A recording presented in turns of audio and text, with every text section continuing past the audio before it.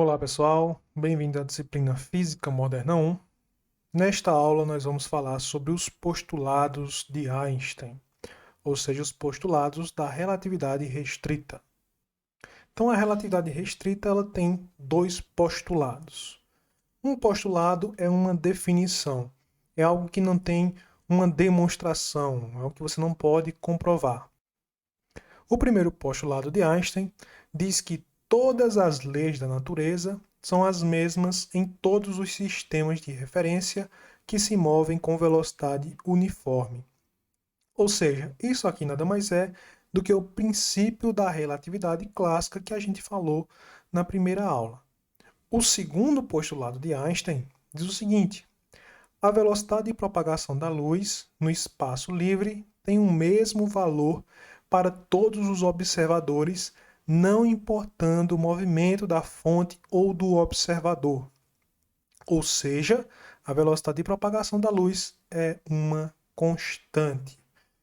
Esses dois postulados, eles geram consequências bem interessantes.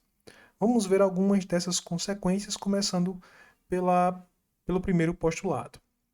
Então vamos imaginar que você está dentro de um veículo, esse veículo está se movimentando com uma velocidade uniforme. Do ponto de vista do princípio da relatividade, não tem como você saber se você está em movimento ou se você está em repouso. Ou seja, se você está se movimentando em um referencial inercial, não existe nenhum experimento que você possa fazer que diferencie se você está em um referencial inercial em repouso ou se você está em um referencial inercial em movimento. Ou seja, nenhuma medida pode ser feita de modo a permitir saber se você está parado ou movendo-se uniformemente. Agora vamos analisar o segundo postulado.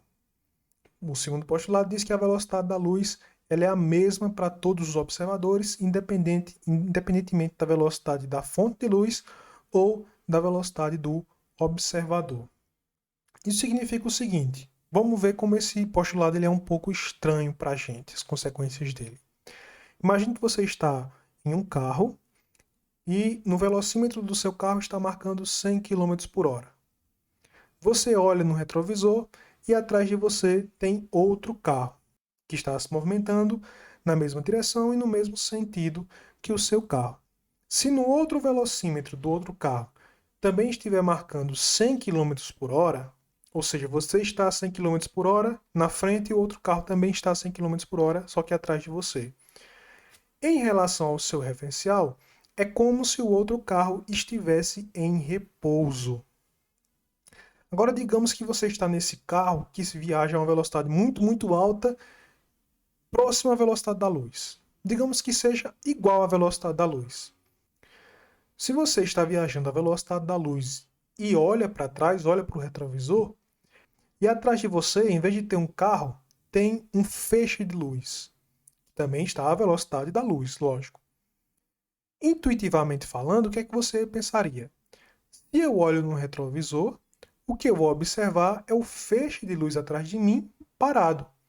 Da mesma forma que no exemplo anterior, com os dois carros a 100 km por hora, se os dois carros têm a mesma velocidade, né, estão viajando no mesmo sentido, então se eu olho no retrovisor para o carro de trás, a impressão que eu tenho é que o carro de trás está em repouso.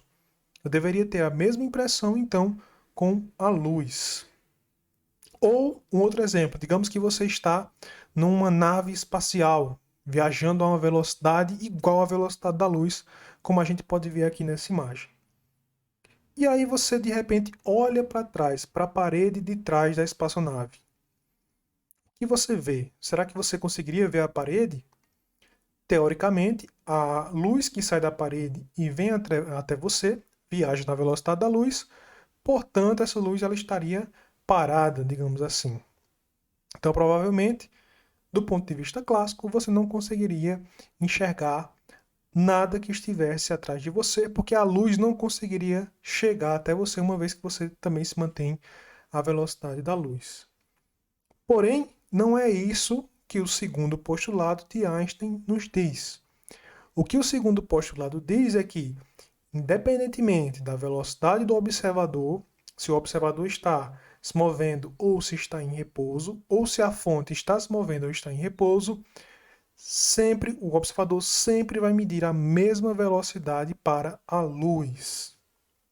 Ou seja, no nosso exemplo do carro, se você está a um carro viajando a uma velocidade igual à da luz e atrás de você tem um feixe de luz, se você mede a velocidade do feixe de luz, diferentemente do que a gente esperaria do ponto de vista clássico, que essa velocidade fosse zero em relação a você, na verdade o que você vai medir é que em relação a você, a velocidade da luz continua sendo c, 3 vezes 10 a oitava metros por segundo, que seria a mesma velocidade que você mediria se você estivesse em repouso. Então é isso que diz o segundo postulado de Einstein. Então não importa também se a fonte de luz está se aproximando ou se afastando de você, ou se você está se aproximando ou se afastando da fonte de luz. Você sempre mede a luz com a mesma velocidade c.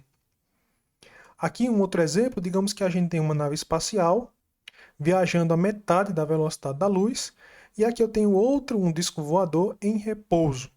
E aí o disco voador emite um laser, um feixe de luz, até bater nessa nave espacial. Para o observador aqui, para esse observador que está na nave espacial, no disco voador, né, em repouso, a velocidade da luz é c. E para esse observador aqui que está se movendo a metade da velocidade da luz, qual é a velocidade da luz aqui do feixe? Também é c. Então a velocidade da luz ela não depende, ela é a única coisa que não depende da velocidade do observador. E aí a gente tem outra consequência interessante, partindo desse segundo postulado, que é a forma como nós vemos o conceito de simultaneidade. Então vamos lá, o que são dois eventos que acontecem de forma simultânea? Uma resposta que provavelmente veio à sua mente é essa aqui, né? A gente diz que dois eventos eles são simultâneos se eles ocorrem no mesmo instante de tempo. Então essa é a definição de simultaneidade que a gente utiliza até no nosso dia a dia. Duas coisas são simultâneas se elas acontecem no mesmo instante de tempo. Porém, com a relatividade, esse conceito de simultaneidade ele tem um problema. Vamos ver, será que isso está correto? Vamos analisar a seguinte situação. Eu tenho aqui uma estação de trem que está em repouso. Essa estação de trem ela tem um sistema de referência S. Então aqui ela tem pontos B, C e A. E eu tenho um trem que está passando por essa estação. Esse trem representa o sistema de referência S'. Então ele tem pontos aqui B', C' e A', que em um determinado instante coincidem aqui com os pontos B, C e A. Então B e A estão à mesma distância de C, assim como B' e A' estão à mesma distância de C'. E vamos dizer que em um determinado instante caem dois raios aqui, um raio cai no ponto B, outro raio cai no ponto A. Do ponto de vista de C, esses eventos eles vão ser simultâneos. Então, digamos que tem um observador aqui no ponto C. O que ele vai observar? Então, caíram aqui os dois raios. Um raio caiu em B, outro raio caiu em A. Então, vai levar um certo tempo até a luz desse raio, né, chegar no observador C. Mas quando ela chega em C, ela chega de forma simultânea, chega ao mesmo tempo. Então, a luz que saiu aqui de A chegou em C ao mesmo tempo, no mesmo instante que a luz que saiu de B chegou em C. Ou seja, do ponto de vista de C, esses dois raios eles caíram aqui no ponto B e no ponto A simultaneamente. Caíram ao mesmo tempo, uma vez que a informação de queda, que é a luz deles, chega a C ao mesmo tempo. Agora vamos analisar o que acontece em relação ao ponto C'. Vamos colocar aqui um observador no ponto C'. Para esse observador, caíram aqui os raios, né, em B' ou B, tanto faz, tá? Cai um raio aqui em B' e um raio em A'. Como a gente viu, esses raios caem de forma simultânea em relação a quem está em C. Mas e quem está em C'?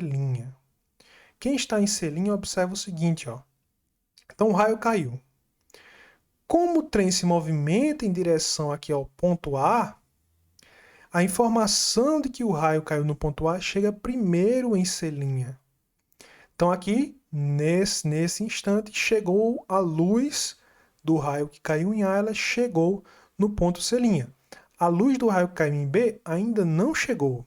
Então quem está aqui em C' vê primeiro um clarão de um lado, e aí, com o passar do tempo, é que o clarão é visto aqui, do clarão vindo do outro lado é visto.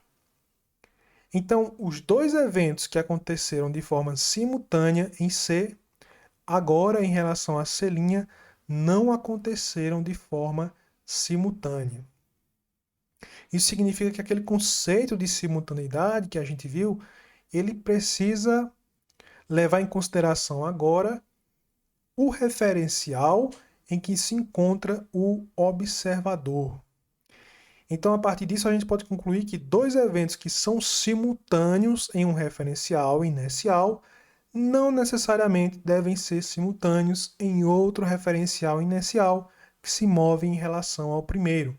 Então, a simultaneidade ela depende do referencial inercial que você está tomando como referência.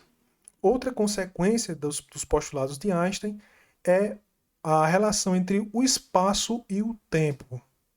Então, na física newtoniana, espaço e tempo eram duas coisas separadas. Mas a partir dos postulados de Einstein, nós vamos ver que não tem como a gente separar essas duas coisas. Então, se a gente tiver dois observadores, esses observadores, digamos que eles estejam lado a lado, então os observadores estão em repouso, um em relação ao outro, a gente diz que eles compartilham o mesmo sistema de referência.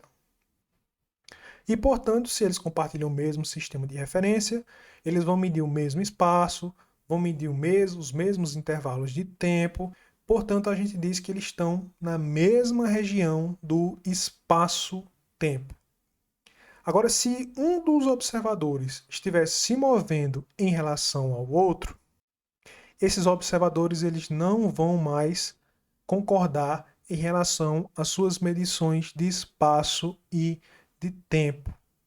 Porém, tem uma coisa que permanece constante para os dois observadores, e essa coisa é a velocidade da luz.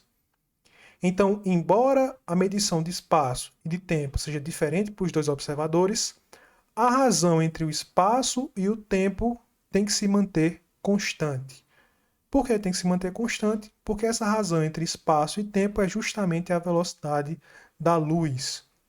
Então, se um observador mede um espaço curto, um espaço pequeno, o tempo que ele mede também é mais curto. Se ele mede um espaço grande, o tempo que ele mede também tem que ser grande, de forma que a razão entre espaço e tempo para os dois observadores, em dois sistemas de referência diferentes, seja sempre a mesma. Então, eles dois observadores em diferentes referenciais inerciais podem medir espaços diferentes, podem medir tempos diferentes, porém as razões entre espaço e tempo sempre tem que ser igual, uma vez que a velocidade da luz é sempre a mesma para os dois observadores. Por enquanto é só, pessoal. Até a próxima.